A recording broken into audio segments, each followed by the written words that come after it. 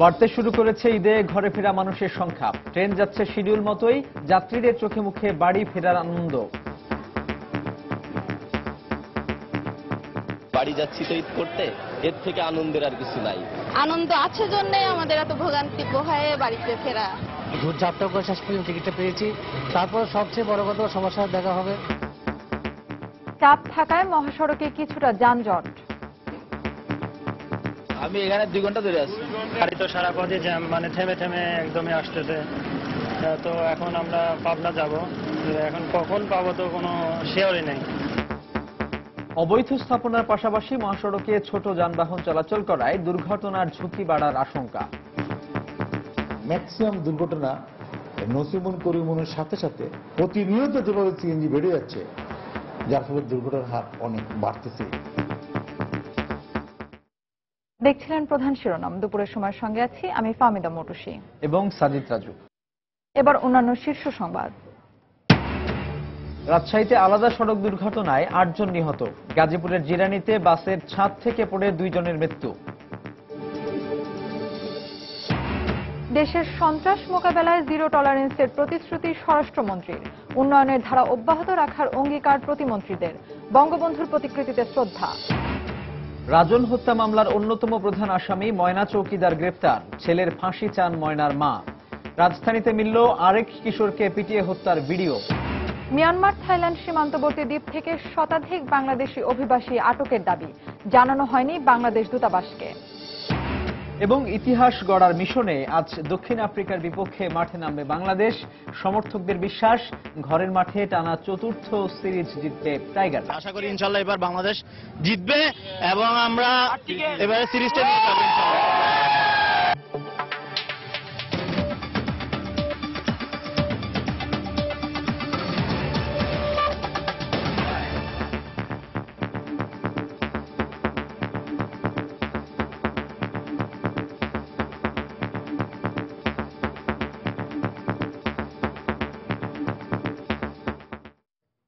প্রিয়জনের সঙ্গে ঈদ করতে বাস, ট্রেন ও লঞ্চে ঢাকা ছাড়তে শুরু করেছেন নগরবাসী। তবে আজকের বৈরী আবহাওয়ার কারণে কিছুটা বিপাকে পড়েন তারা। স্টেশনে কিংবা টার্মিনালে পৌঁছেছেন ভিজে, তবে গন্তব্যের গাড়ি পাওয়ায় এই ভোগান্তি মেনে নিয়েছেন যাত্রীরা। অন্যদিকে সকাল থেকে কমলাপুর রেল স্টেশন থেকে 2-1টি বাদে বাকি ট্রেন নির্ধারিত সময়ে ছেড়ে গেছে। আর যাত্রীদের বাড়তি সেবা দিতে সদরঘাট লঞ্চ টার্মিনালে আজ থেকে চালু করা হয়েছে বিশেষ লঞ্চ সার্ভিস। রামিম হাসান এবং মিজানুর রহমান খবিরকে সঙ্গে নিয়ে সৌমিত্র শুভ্র রিপোর্ট। ছোট্ট শিশুটি দাদা দাদি নানা নানির সঙ্গে ঈদ করতে বাবা মায়ের সাথে ঢাকা ছাড়ছে। সেই আনন্দেই তার এই উচ্ছ্বাস। দাদা বাড়ি যাচ্ছি, তারপর নানা বাড়ি যাব। গাবতলী বাস টার্মিনাল থেকে উত্তর ও দক্ষিণবঙ্গের 61টি রুটে বাস ছেড়ে যাচ্ছে। রাজধানীবাসীর ঈদ যাত্রার উপচে পড়া চাপ এখনো পড়েনি বলে যাত্রীরা স্বস্তিতে রওনা হতে পারছেন। সকাল থেকে বৃষ্টির অঝোরধারা খানিকটা বিড়ম্বনা দিলেও বাড়ি ফেরার আনন্দে ছেদ ধরাতে পারেনি এতটুকু। যশোর যাচ্ছি, দাদা দাদি, চাচা চাচি, বাবা মা সবার সাথে ঈদ করবো। ঈদের চাপ হলে আপনারা কাছে আসতে পারতেন না। এটা একটা শুক্রবারের নরমাল বাজার, যেমন সপ্তাহে 2 দিন ছুটি থাকে। দুপুরে টার্মিনাল পরিদর্শন করে সড়ক পরিবহন মন্ত্রী জানালেন, আইন শৃঙ্খলা বাহিনী, মালিক, শ্রমিক সহ সংশ্লিষ্ট সবাই নিজ নিজ দায়িত্ব সঠিকভাবে পালন করলে ঈদে ঘরমুখ মানুষের যাত্রা নিরাপদ হবে। সবাইকে দায়িত্ব পালনের জন্য মালিক, শ্রমিক, আইন প্রয়োগকারী সংস্থা, সিভিল প্রশাসন সহ আমাদের বিআরটিএ এবং সংশ্লিষ্ট যারা আছে রাস্তার দায়িত্বে, তাদের সকলকে আমি অনুরোধ করছি এবং নির্দেশ দিচ্ছি। কমলাপুর রেল স্টেশনে অপেক্ষা করতে দেখা গেছে ঈদে ঘরে ফেরা অনেককে। স্টেশন থেকে 2-1টি বাদে বাকি ট্রেনগুলো নির্দিষ্ট সময়ে গন্তব্যের উদ্দেশ্যে ছেড়ে গেছে। সকাল থেকে তিস্তা এবং পারাবাদ এক্সপ্রেস নির্ধারিত সময়ে গন্তব্যের উদ্দেশ্যে ছেড়ে যায়। বুধবার থেকে ঈদের বিশেষ ট্রেন সার্ভিস চালু হয়েছে। এই ট্রেনগুলো সকাল 8:45 দেওয়ানগঞ্জের উদ্দেশ্যে ছেড়ে যায়। অপর 2টি ট্রেন বিকেল 5:20 পার্বতীপুর এবং রাত 9:50 খুলনার উদ্দেশ্যে কমলাপুর রেল স্টেশন ছেড়ে যাবে। খারাপ লাগতেছে যে বাসায় যাব, কিন্তু এখনো ছাড়তেছে না। তারপরও একটা আনন্দ ভিতর ফিল করতেছে যে যাই হোক অ্যাটলিস্ট বাসে যেতে পারতেছি। তো ঈদের খুশিতে বাড়িতে যাচ্ছে, অবশ্যই অনেক ভালো লাগছে। তো অপেক্ষা করতে বেশি একটা সমস্যা হচ্ছে না, কিন্তু আরো যদি সময় লাগে তাহলে হয়তো পেইনফুল হবে। সকাল থেকে হাজার হাজার মানুষের কোলাহলে মুখর ছিল সদরঘাট লঞ্চ টার্মিনাল। বেলা বাড়ার সাথে সাথে ঘরমুখ মানুষের ভিড় আরো বাড়তে থাকে। চাঁদপুর সহ কয়েকটি গন্তব্যের উদ্দেশ্যে লঞ্চগুলো ছেড়ে যায়। কর্তৃপক্ষ জানিয়েছে যাত্রীদের বাড়তি সেবা দিতে বিশেষ লঞ্চ সার্ভিস চালু করা হয়েছে। ফার্স্ট ঈদ আমার শ্বশুরবাড়ির সাথে, এই জন্য এক্সাইটমেন্টটা বেশি আর কি। খারাপ লাগতেছে না, ভালোই লাগতেছে। যে বাপ মা আছে সবার লোক একটা আনন্দ করাটা, ভাই বেড়াদের আছে সবার লোক আনন্দ করাটা ভালো লাগে। স্বজন পরিজনের সঙ্গে পবিত্র ঈদুল ফিতর উদযাপন শেষে যান্ত্রিক নগরীতে ফেরাটাও নির্বিঘ্ন হবে এমন প্রত্যাশা ছিল যাত্রীদের কণ্ঠে। সৌমিত্র শুভ্র, সময় সংবাদ, ঢাকা। দর্শক, কমলাপুর রেলওয়ে স্টেশনে আছেন আমাদের রিপোর্টার রামিম হাসান। ট্রেনের যাত্রীদের খবর জেনে নিচ্ছি তার কাছ থেকে। রামিম, একদিকে বৃষ্টি, অন্যদিকে বাড়ি ফেরার আনন্দ, তো ট্রেনে যাত্রীদের চাপ কেমন দেখছেন?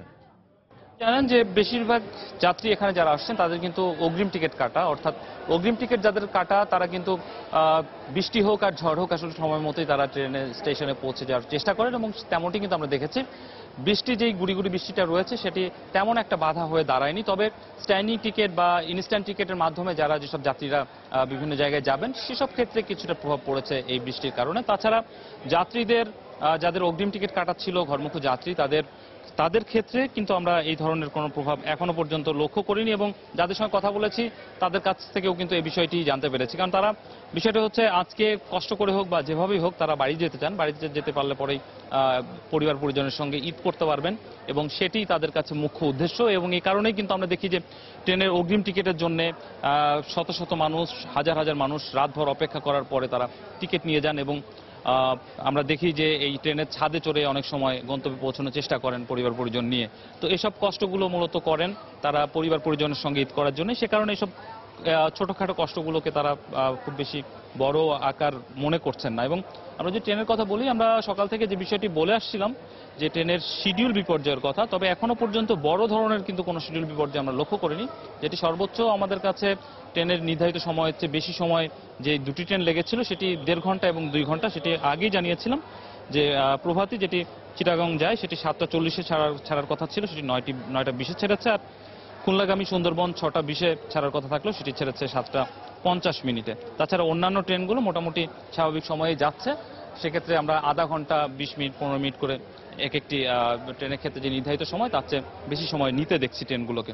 আরেকটি বিষয় লক্ষণীয়, উত্তরবঙ্গের যে ট্রেনগুলো রয়েছে, অর্থাৎ সেখানে উত্তরবঙ্গ এবং উত্তর পশ্চিমবঙ্গ যেই এলাকাগুলো রয়েছে সেই এলাকাগুলোতে যেই ট্রেনগুলো যায় সেসবের ক্ষেত্রে আমরা এই যেই যাত্রার যে ধীরগতি সেটি বেশি লক্ষ্য করছে, অর্থাৎ শিডিউল বিপর্যয়ের প্রকটতা কিছুটা বেশি দেখা যাচ্ছে। সে তুলনায় সিলেট বা অন্যান্য ঢাকার আশপাশের যে এলাকাগুলো রয়েছে সেসব জায়গাতে ট্রেনগুলো কিন্তু মোটামুটি ঠিক সময়ে ছেড়ে যাচ্ছে।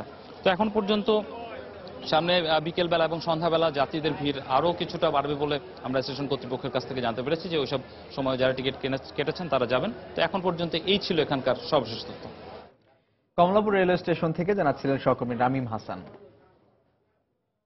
ঈদের সময় মহাসড়কের পাশের অবৈধ স্থাপনা উচ্ছেদ এবং ছোট যানবাহন চলাচল বন্ধ না হলে দুর্ঘটনা ও যানজট নিয়ন্ত্রণ করা সম্ভব হবে না, এমন মন্তব্য পরিবহন মালিকদের। আর নিরাপদ যাত্রার জন্য দূরপাল্লার গাড়ির ফিটনেস নিশ্চিত করা, আগুন নেভানোর উপকরণ রাখা সহ নিজস্ব উদ্যোগের পাশাপাশি পুলিশের তৎপরতা আরও বাড়ানো প্রয়োজন বলেও মনে করেন তারা। অন্যদিকে যানজট ও দুর্ঘটনা প্রবণ এলাকা এবং ফেরিঘাটে বিশেষ নজরদারি সহ সারা দেশে দায়িত্ব পালন করবে হাইওয়ে পুলিশের 15,000-এরও বেশি সদস্য, এমন দাবি কর্তৃপক্ষের। মিজানুর রহমান কবিরের রিপোর্ট। মহাসড়কে বড় বড় যানবাহনের পাশাপাশি চলে বিভিন্ন ছোট পরিবহন, রিক্সা, ভ্যান, নসিমন, করিমন, ভটভটি আর সিএনজি অটোরিকশা, এমনকি ট্রাক্টরও চলে নিষেধাজ্ঞা অমান্য করে। আর ঈদের সময়ে বেশি সংখ্যক পরিবহন চলাচলের কারণে দুর্ঘটনার ঝুঁকি আরও বেড়ে যাওয়ার আশঙ্কা থাকে, ফলে অনিরাপদ হয়ে ওঠে মহাসড়কগুলো। এমন তথ্য উঠে এসেছে পরিবহন মালিকদের করা দুর্ঘটনার তথ্য বিশ্লেষণে। এবারের ঈদ বর্ষা মৌসুমে হওয়ায় সড়কগুলো সংস্কার করা না হলে জলাবদ্ধতার পাশাপাশি পরিবহনগুলোর ঝুঁকি আরো কয়েকগুণ বাড়বে বলে আশঙ্কা মালিকদের। তাদের দাবি, গাড়ির ফিটনেস সহ অন্যান্য অবকাঠামো ঠিক থাকলেও সড়কগুলো নিরাপদ না হলে যাত্রী সেবা ব্যাহত হবে। হাইওয়েতে হাট বাজার দুর্ঘটনার অনেক কিছু কারণ, যেগুলো অবৈধ যান, সিএনজি এবং ঝুঁকিপূর্ণ ওভারটেকিং কারণে আমি মনে করি দুর্ঘটনার হার বেশি। আর পাশাপাশি ব্ল্যাক স্পটগুলো ম্যাক্সিমাম দূরপাল্লার বড় বড় কোম্পানিগুলোতে আমরা যে অগ্নি নির্বাপক যন্ত্র আমরা লাগানোর জন্য নির্দেশ দিয়েছি। সারা দেশের মহাসড়কগুলোতে বেশ কিছু বিপজ্জনক মোড় রয়েছে যেখানে অহরহ সড়ক দুর্ঘটনা ঘটে থাকে। পরিবহন সংশ্লিষ্টরা বলছেন ঈদের সময় অন্তত এসব জায়গাতে পুলিশের নজরদারি আরও বাড়ানো প্রয়োজন। তবে দুর্ঘটনাপ্রবণ মোড়গুলোতে পর্যায়ক্রমে সংস্কার কাজ চলছে দাবি করে কর্তৃপক্ষ জানান রাস্তার পাশে হাটবাজার উচ্ছেদ, অবৈধ পার্কিং বন্ধ, ভাঙা রাস্তা সংস্কারে সমন্বিত পদক্ষেপ নেওয়া হয়েছে। আর স্থানীয় আইনশৃঙ্খলা বাহিনী ছাড়াও নিরাপত্তার বড় অংশের দায়িত্ব পালনে বিভিন্ন প্রস্তুতি রয়েছে হাইওয়ে পুলিশেরও। বিভিন্ন গুরুত্বপূর্ণ জায়গায় হাইওয়ে কমিউনিটি পুলিশের সদস্যদের নিয়োগ করা হবে। কন্ট্রোল রুমের ব্যবস্থা, পাশাপাশি সংগঠন যারা আছে নেতৃবৃন্দকে আমরা অনুরোধ করেছি ঈদের আগে যাতে ওই এলাকায় ট্রাকগুলো যাতে তারা না রাখে। মহাসড়কে সহিংসতা বন্ধে পুলিশকে তথ্য দিয়ে সহায়তা করতে স্থানীয় জনগণের প্রতি আহ্বান জানান হাইওয়ে পুলিশের কর্মকর্তারা।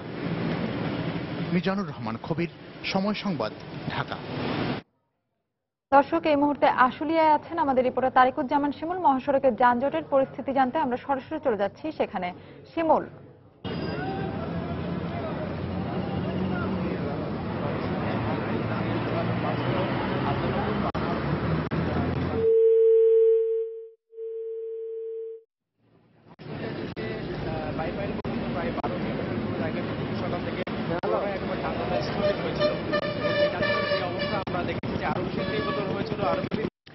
রাজশাহীতে আলাদা 3টি সড়ক দুর্ঘটনায় 8 জন নিহত হয়েছেন। এই ঘটনায় আহত হন অন্তত 2 জন। পুলিশ জানায় রাজশাহীর মোহনপুর থানার কেশরহাটে একটি ট্রাক ও বিপরীত দিক থেকে আসা একটি ভটভটির মুখোমুখি সংঘর্ষ হয়। এতে ঘটনাস্থলেই 3 জন মারা যান। পরে আহত আরও 2 জনকে হাসপাতালে নেওয়া হলে তাদের মধ্যে 1 জন মারা যান। এই ঘটনায় ট্রাকটি আটক করা হলেও চালক পলাতক রয়েছে। এদিকে খড়খড়ি বাইপাস এলাকায় ট্রাকের ধাক্কায় এক ভ্যান চালক এবং যাত্রী ঘটনাস্থলে নিহত হন। এছাড়া বানেশ্বরে একটি ট্রাক ও ভটভটির মুখোমুখি সংঘর্ষে 3 যাত্রী গুরুতর আহত হন। পরে তাদের হাসপাতালে নেওয়া হলে 2 জন মারা যান।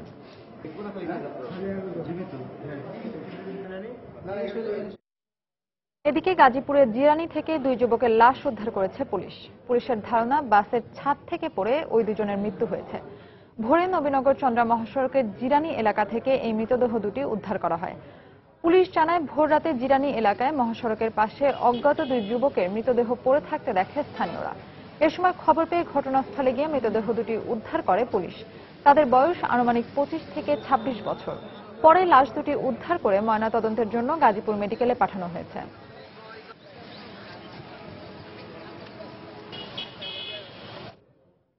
দুপুরের সময় আরো থাকছে।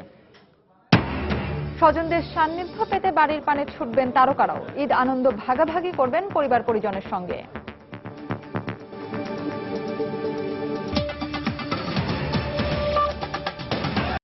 দেশের সন্ত্রাস মোকাবেলায় জিরো টলারেন্সের প্রতিশ্রুতি দিয়েছেন স্বরাষ্ট্রমন্ত্রী আসাদুজ্জামান খান কামাল। এছাড়া সংশ্লিষ্ট মন্ত্রণালয় ও বিভাগের দুর্নীতি দূর করার পাশাপাশি বর্তমান সরকারের উন্নয়নের ধারা অব্যাহত রাখতে কাজ করে যাবেন বলে জানিয়েছেন দায়িত্বপ্রাপ্ত অন্য মন্ত্রী ও প্রতিমন্ত্রীরা। গতকাল সন্ধ্যায় শপথ নেয়ার পর আজ সকালে ধানমন্ডি 32 নম্বরে বঙ্গবন্ধুর প্রতিকৃতিতে ফুল দিয়ে শ্রদ্ধা জানানোর পর আলাদা প্রতিক্রিয়ায় একথা বলেন তারা। গত বছর 5 জানুয়ারি নির্বাচনে জয়লাভ করে আওয়ামী লীগ সরকার গঠনের পর এই প্রথম মন্ত্রিসভা সম্প্রসারণ করা হয়। শপথ নেওয়া নতুন মন্ত্রী ও প্রতিমন্ত্রীগণ বুধবার সকালে ধানমন্ডির 32 নম্বরে বঙ্গবন্ধুর প্রতিকৃতিতে ফুল দিয়ে শ্রদ্ধা জানান। শ্রদ্ধা জানানো শেষে এক প্রতিক্রিয়ায় স্বরাষ্ট্রমন্ত্রী আসাদুজ্জামান খান কামাল দেশের সন্ত্রাস মোকাবেলায় আরো কঠোর পদক্ষেপ নেওয়ার কথা জানান। মাননীয় প্রধানমন্ত্রী যেই ধরনের দিক নির্দেশনা যেই রকম ভাবে বাংলাদেশ চান ঠিক সেইভাবেই আমরা করব, যেটাকে আমরা বলি জিরো টলারেন্স। আমরা কোনো সন্ত্রাসী কোনো জঙ্গিকে এখানে মাথা তুলে দাঁড়াতে দেব না। যেখানে জনতা একটা অস্বাভাবিক পরিস্থিতি পড়ে সেখানে পুলিশ তার পাশে দাঁড়াবে।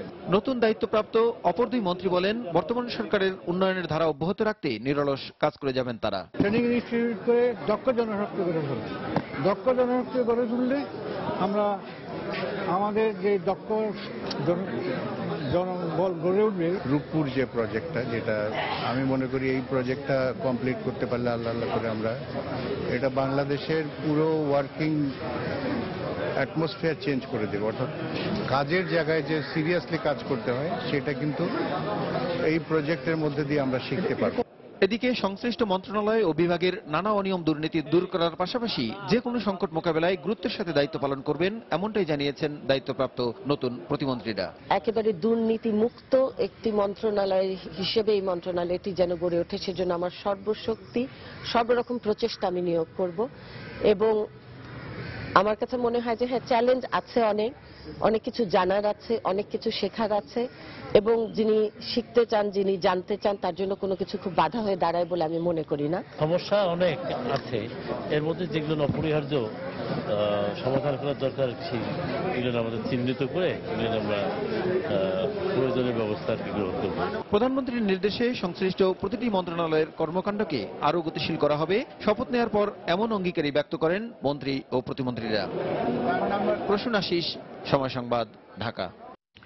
রাজন হত্যার অন্যতম প্রধান আসামি ময়না চৌকিদারকে তার মায়ের সহায়তায় আটক করে পুলিশের সোপর্দ করেছে স্থানীয়রা। অভিযোগ রয়েছে এই ময়নাই রাজনকে যৌন নির্যাতন করে সেই ঘটনা ধামাচাপা দিতে চুরির নাটক সাজায়। জঘন্য এই ঘটনায় ময়নার মাই ছেলের ফাঁসি চান। এদিকে ময়না আটক হওয়ায় স্বস্তি প্রকাশ করেছে সিলেটবাসী। চাঞ্চল্যকর এই ঘটনায় এখন পর্যন্ত আটক করা হয়েছে 7 জনকে। ইকরামুল কবিরকে সঙ্গে নিয়ে আরো জানাচ্ছেন আব্দুল আহাদ। ময়নাকে আটকের পর জনতার এমন বাঁধ ভাঙা উচ্ছ্বাস। মঙ্গলবার গভীর রাত পর্যন্ত আনন্দ মিছিল করে টুকের বাজার এলাকাবাসী। এই জনতাই ঘাতক ময়নাকে আটক করে তুলে দিয়েছে পুলিশের হাতে।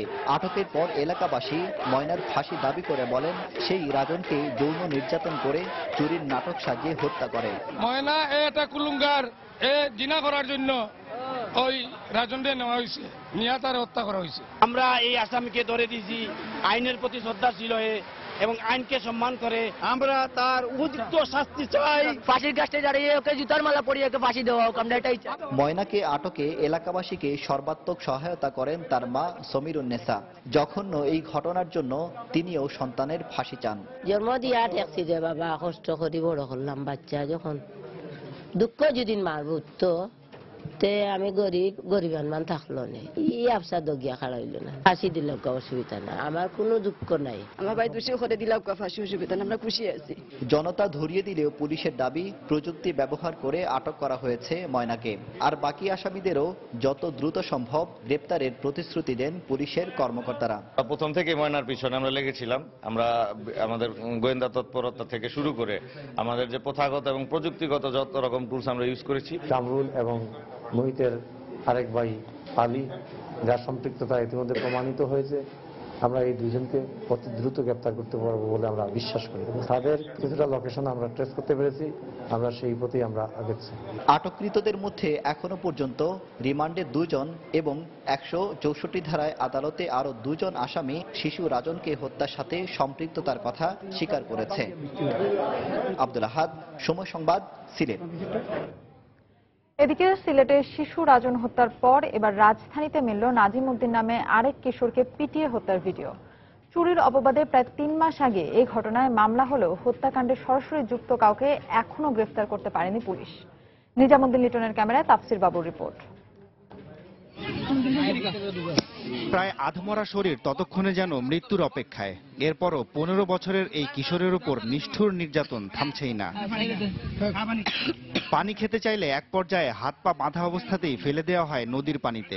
তিলে তিলে মৃত্যুর দৃশ্য দেখে অট্টহাসিতে ফেটে পড়েন উপস্থিত হামলাকারীরা।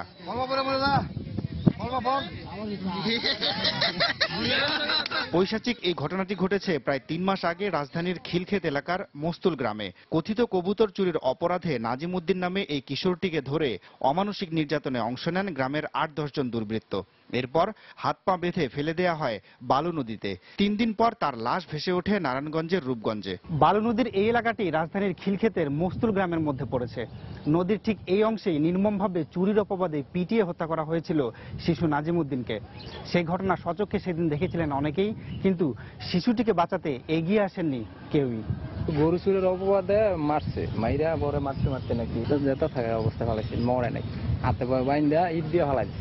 গরু চুরি করতেছে, কবুতর চুরি করতেছে, তারপরে মানে এই আর কি ঘটনা আর কি। সে যতই অপরাধ দেখে তো উচিত না পিঠে মারাটা, উচিত কি এটা পিঠে মারে ফেলে দেওয়া, আইন আছে আইন তুলতে পারে। নাখালপাড়ায় কিশোরটির বাবা মা জানান 12ই এপ্রিল এক বন্ধুর সাথে বাড়ির বাইরে যাওয়ার পর আর খোঁজ মিলছিল না সন্তানের। 17ই এপ্রিল তারা লাশের খবর পান। তাদের সন্তান কখনোই চুরির সাথে জড়িত ছিল না। তারা ট্রিটমেন্ট দিছে, একটা কবুতরের বাচ্চা তারা তো পাওয়া গেছে, কবুতরের বাচ্চা লাগে মানে হ্যাঁ মারিয়েছে। আমার হুতে কইছে যে আমি সুর না, আমি ডাহাইতো না, তারপরে এরা কিনো রিকোয়েস্ট মানছে না, এরা মারছে। 18ই এপ্রিল নাজিমুদ্দিনের বাবা 7 জনের নাম উল্লেখ করে খিলক্ষেত থানায় হত্যা মামলা করেন। এই ঘটনায় 3 জন গ্রেফতার হলেও ভিডিওতে যাদের দেখা গেছে তাদের কেউই গ্রেফতার হয়নি। এরা ধরা পড়ে নাই, এরা তো ফলানো আছে, এরা কেউ বিলা আছে বরিশাল, কেউ আছে খুলনা, এমন সিআইডিরা বলে। এদিকে মামলার অগ্রগতি জানতে চাইলে খিলক্ষেত থানা থেকে জানানো হয় মামলাটি সিআইডিতে হস্তান্তর করা হয়েছে। তবে সিআইডির আনুষ্ঠানিক বক্তব্য পাওয়া না গেলেও সংশ্লিষ্ট কর্মকর্তা জানান মূল অপরাধীদের শনাক্ত করা হয়েছে, এখন তাদের ধরতে অভিযান চলছে। তাফসির বাবু, সময় সংবাদ, ঢাকা। থেমে থেমে বৃষ্টির কারণে রাজধানীর বিভিন্ন জায়গায় তৈরি হয়েছে জলাবদ্ধতার। ঈদকে সামনে রেখে তারপরও থেমে নেই ঈদের কেনাকাটা। বৃষ্টি উপেক্ষা করে রাজধানীর বিভিন্ন শপিং মলে ভিড় করছেন ক্রেতারা। এই মুহূর্তে ধানমন্ডির রাপা প্লাজার সামনে আছেন আমাদের সহকর্মী মুজাহিদ শুভ। সেখানকার পরিস্থিতি জানতে আমরা সরাসরি চলে যাচ্ছি তার কাছে। শুভ, ঠিক মূল ফটকে দাঁড়িয়ে আছি। আজকে শপিংকে কেন্দ্র করে 20 রমজানের পর থেকে যে পরিমাণ মার্কেটমুখী মানুষের ঢল ছিল, আজকে কিন্তু সেই ঢলে কিছুটা ভাটা পড়েছে। কারণ আপনি জানেন সকাল থেকেই বৃষ্টি হচ্ছে। রাপা প্লাজার ঠিক সামনের চিত্রটা যদি আপনাকে আমি দেখাই, এখানে জলাবদ্ধতার সৃষ্টি হয়েছে। রাপা প্লাজার শুধু মূল ফটক না, মূল ফটকের পাশে এবং চারপাশ জুড়েই কিন্তু ব্যাপক জলাবদ্ধতার সৃষ্টি হয়েছে। এজন্যে সাধারণ মানুষ যেভাবে আসার কথা ছিল মার্কেটে, সেভাবে তারা আসতে পারছেন না। পাশাপাশি কিন্তু আমরা যানজটের চিত্রও কিন্তু দেখতে পাচ্ছি। খুব স্বাভাবিকভাবে অন্যান্য দিনে যেভাবে মার্কেটে আসার কথা ছিল, খুব স্বাচ্ছন্দ্যে তারা কেনাকাটা করার কথা ছিল, সেরকম পরিস্থিতি কিন্তু আজকে অনেকটাই বেশি ব্যাহত হয়েছে। সকাল 9টার পর থেকে আমরা দেখেছি যে থেমে থেমে অনেকবার বৃষ্টি হয়েছে এবং বিক্রেতারা ভেবেছিলেন যে সকালে বৃষ্টি কাটিয়ে উঠলে দুপুরের দিকে বৃষ্টি কিছুটা কম হলে ক্রেতারা আসতে শুরু করবে। তবে দুপুরের দিকে এসেও কিন্তু আমরা যেটা দেখেছি যে আবার কিন্তু নতুনভাবে আবার বৃষ্টি শুরু হয়েছে। ঠিক এই পরিস্থিতিতে আমরা সকাল থেকেই খুব মার্কেটমুখী যে একটা ফ্লো, সেটা আমরা একবারেই দেখতে পাইনি। আপনি ভেতরে দেখতে পাচ্ছেন যে অন্যান্য দিন দোকানে যেরকম ক্রেতাদের একটা প্রচন্ড পরিমাণ ভিড় ছিল, সেই ভিড়টা কিন্তু আমরা লক্ষ্য করছি না। এখন আমরা ধীরে ধীরে মার্কেটের ভেতরে ঢুকছি। মার্কেটের ভেতরের পরিস্থিতি অন্যান্য দিনের থেকে একটু আলাদা। তবে বিক্রেতারা আশা করছেন যে বিকেল না হলেও যদি এই বৃষ্টিটা যদি কমতে থাকে, সন্ধ্যার পর প্রতিদিন যে পরিমাণ ভিড় মার্কেটমুখী দেখা যায়, সন্ধ্যার পরে হয়তো বা বৃষ্টি না থাকলে ক্রেতারা আবার মার্কেটমুখী হতে পারে বলে ধারণা করছেন বিক্রেতারা। তো রাজু, এই ছিল রাপা প্লাজা থেকে শপিং এর সবশেষ খবর। সহকর্মী মুজাহিদ শুভ ধানমন্ডি থেকে জানাচ্ছিলেন ঈদ কেনাকাটার সবশেষ খবর।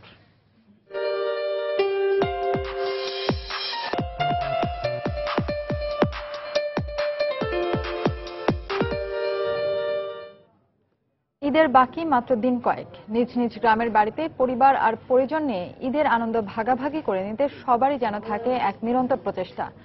সাধারণ মানুষ থেকে শুরু করে সে প্রচেষ্টা থাকে তারার ভুবনের তারকাদেরও। আরো জানাচ্ছেন সাফিন জাহিদ। টিকিট প্রাপ্তি থেকে শুরু করে বাড়ি পৌঁছানো পর্যন্ত প্রতিটি ক্ষেত্রেই ঈদে ঘরমুখো মানুষের দুর্ভোগ। তারপরও ছুটছেন, সবাই ছুটছেন নারীর টানে বাড়ির পানে। একে একে যে টানে ব্যস্ত নগরীকে ছেড়ে যাচ্ছেন, তার নামই হয়তো নিজেকে ফিরে পাওয়া। ঈদ মানেই ঘরে ফেরার উৎসব। প্রতিদিনের ব্যস্ততা ভুলে প্রিয় মানুষের সাথে ঈদকে উদযাপন করাই যেন সব থেকে আনন্দের। শুধু শহরের এই কর্মব্যস্ত মানুষই নয়, স্বজনদের সান্নিধ্য পেতে বাড়ির পানে ছুটবেন তারকারাও। মায়ের শুভ্র চেহারার সুন্দর হাসিমাখা মুখখানা দেখেই ম্লান হয়ে যাবে সব ক্লান্তি। আর এ ভালো লাগার কাছে যাত্রার কোনো ভোগান্তিতে নেই তাদের এতটুকু মাথা ব্যথা। ঈদে ঘরমুখী মানুষের চাপও বেশি থাকে এবং রাস্তায় গাড়ির যেরকম চাপ থাকে, তাতে মনে হয় যে আসলে ঈদে বাড়ি যাচ্ছি। মনের মধ্যে খালি ধুকধুকি হয় কোন সময় বাড়ি যাবো। যাওয়ার এই অনুভূতিটা একটা অন্যরকম মজা আছে। নিজের এলাকায় গেলে সব পুরনো বন্ধু বান্ধব নিয়ে আড্ডা মারতেই সময় চলে যায়। হয়তো বগুড়া থেকে একটু রংপুরে গেলাম, কিংবা আমার নানার বাড়ি রসুলপুরে গেলাম, হয়তো সারাদিন আড্ডা মারলাম, সারাদিন ফুটবল খেললাম, ক্রিকেট খেললাম এলাকার ছেলেদের সাথে। আর ঈদের দিন ঘরের মানুষকে নিজ হাতের রান্না খাওয়াতে পরিবারের সাথে থাকছেন ঢাকাই চলচ্চিত্রের জনপ্রিয় এই অভিনেত্রী।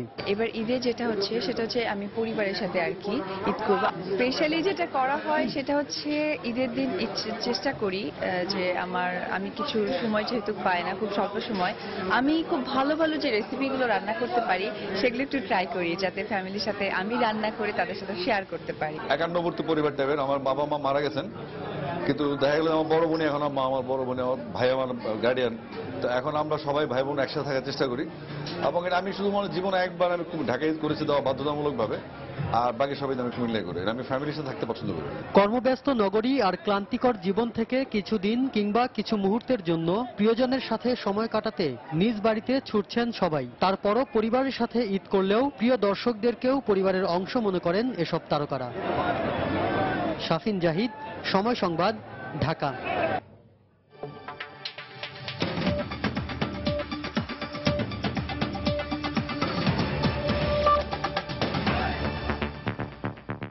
মিয়ানমার থাইল্যান্ড সীমান্তবর্তী একটি দ্বীপ থেকে শতাধিক বাংলাদেশি অভিবাসী আটক করার দাবি করেছে মিয়ানমারের নৌবাহিনী। স্থানীয় সংবাদ মাধ্যম গ্লোবাল নিউ লাইট অফ মিয়ানমারের বরাত দিয়ে এ খবর জানায় রয়টার্স। মঙ্গলবার মিয়ানমারের দক্ষিণাঞ্চলীয় তানিমথাই অঞ্চলের একটি দ্বীপ থেকে এদের উদ্ধার করা হয়। প্রায় 1 মাস ধরে অভিবাসীরা ওই দ্বীপটিতে আটকা পড়েছিল বলেও জানানো হয় প্রতিবেদনে। উদ্ধারকারীদের বরাত দিয়ে সংবাদ মাধ্যমটি জানায়, গত জুন মাসে দেশ ছেড়ে যাওয়া আটক অভিবাসীদের সবাই বাংলাদেশি। তবে এ বিষয়ে মিয়ানমার সরকারের পক্ষ থেকে ইয়াঙ্গুনে অবস্থিত বাংলাদেশ দূতাবাসকে কিছু জানানো হয়নি বলে নিশ্চিত করেছেন দূতাবাসের সহকারী প্রধান তারেক মোহাম্মদ। এর আগে গত মে মাসে 7 শতাধিক বাংলাদেশি অভিবাসীকে আটক করে দেশটির নৌবাহিনী।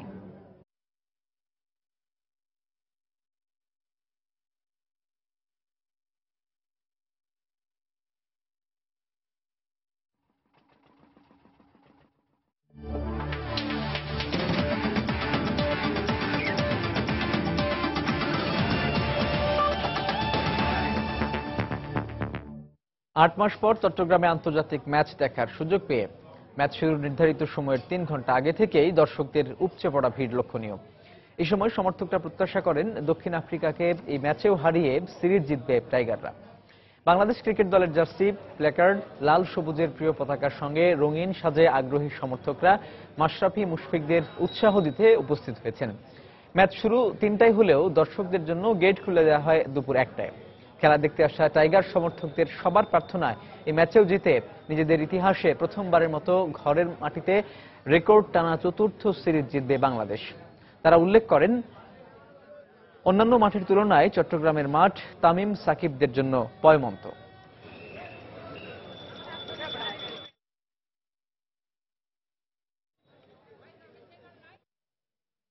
দর্শক, সিরিজ নির্ধারণী ম্যাচে স্বাগতিক বাংলাদেশের বিপক্ষে টস জিতে ব্যাট করার সিদ্ধান্ত নিয়েছে অতিথি দক্ষিণ আফ্রিকা। দর্শক, এই মুহূর্তে চট্টগ্রামের জহুর আহমেদ চৌধুরী স্টেডিয়াম এলাকায় আছেন আমাদের সহকর্মী পার্থ প্রতিম বিশ্বাস। সেখানকার সবশেষ খবর জানতে চলে যাচ্ছি তার কাছে। পার্থ, চট্টগ্রামে বৃষ্টি হওয়ার সম্ভাবনা কেমন, আর দর্শকদের উপস্থিতি আপনি কেমন দেখছেন? হবে কিছুক্ষণ পরে কিন্তু ম্যাচটি শুরু হবে। তো কিছুক্ষণ আগে টস হয়েছে, আর টসে জিতে দক্ষিণ আফ্রিকা কিন্তু ব্যাট করার সিদ্ধান্ত নিয়েছে।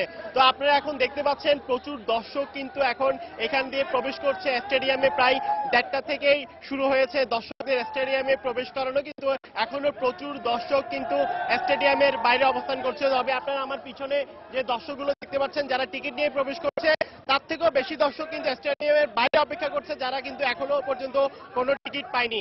স্টেডিয়ামের বাইরে কোনো ধরনের বুথ না থাকার কারণে কিন্তু তারা এই টিকিট নিতে পারেনি। আমি একটু জানিয়ে রাখি, এই চট্টগ্রামের জহুর আহমেদ চৌধুরী স্টেডিয়াম কিন্তু বাংলাদেশের জন্য সবসময় গ্রাউন্ড হিসেবে পরিচিত। আর দীর্ঘ 8 মাস পর চট্টগ্রামের জহুর আহমেদ চৌধুরী স্টেডিয়ামে অনুষ্ঠিত হচ্ছে আন্তর্জাতিক বাংলাদেশ। দর্শক, চট্টগ্রামের জহুর আহমেদ চৌধুরী স্টেডিয়াম এলাকা থেকে জানাচ্ছিলেন সহকর্মী পার্থ প্রতিম বিশ্বাস। দুপুরের সময়ে এ পর্যায়ে শীর্ষ সংবাদ জানিয়ে দিচ্ছি আরেকবার। বাড়তে শুরু করেছে ঈদে ঘরে ফেরা মানুষের সংখ্যা। চাপ থাকায় মহাসড়কে কিছুটা যানজট। ট্রেন যাচ্ছে শিডিউল মতোই, যাত্রীদের চোখে মুখে বাড়ি ফেরার আনন্দ। রাজশাহীতে আলাদা সড়ক দুর্ঘটনায় 8 জন নিহত। গাজীপুরের জিরানীতে বাসের ছাদ থেকে পড়ে 2 জনের মৃত্যু।